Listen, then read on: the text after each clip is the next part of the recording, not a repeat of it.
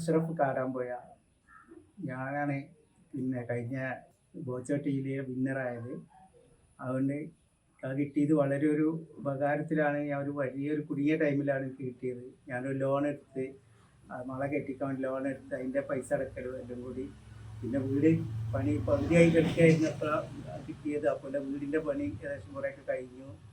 അതുകൊണ്ട് ബോച്ചയ്ക്ക് ഒരുപാട് നന്ദിയുണ്ട്. എങ്ങനെ ബോച്ചയോട് നന്ദി പറഞ്ഞെന്ന് എനിക്കറിയില്ല.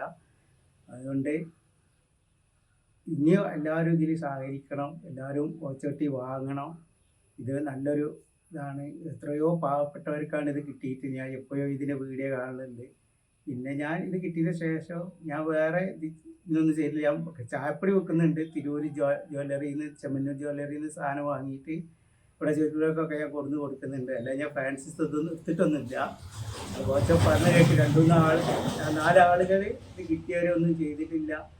ചിലവർ കടം വീട്ടി, ചിലവർ കള്ളുടിച്ച് തീർത്ത്, അങ്ങനെയൊക്കെ പറഞ്ഞിട്ടുണ്ട്. അതിന് കടം വീട്ടിയാണ് ഞാനാണ്. അല്ലാതെ ഞാൻ എനിക്കൊന്നും ചെയ്യാനുള്ളതില്ല. ഞാനിപ്പോഴും താല്പര്യം വാങ്ങുന്നുണ്ട്, അതിവിടെ വിൽക്കണമുണ്ട്. ഇപ്പോൾ ഇവിടെ അടുത്ത് തന്നെ കിട്ടും. അപ്പോൾ ഇവിടെ തന്നെ ഇവിടെ പോയി വാങ്ങാൻ കഴിയാത്തവർക്കൊക്കെ ഞാൻ വാങ്ങി കൊടുക്കണമുണ്ട്. എന്നെ കൊണ്ട് കഴിയുന്ന മാതിരി ഞാൻ ചെയ്യുന്നുണ്ട്.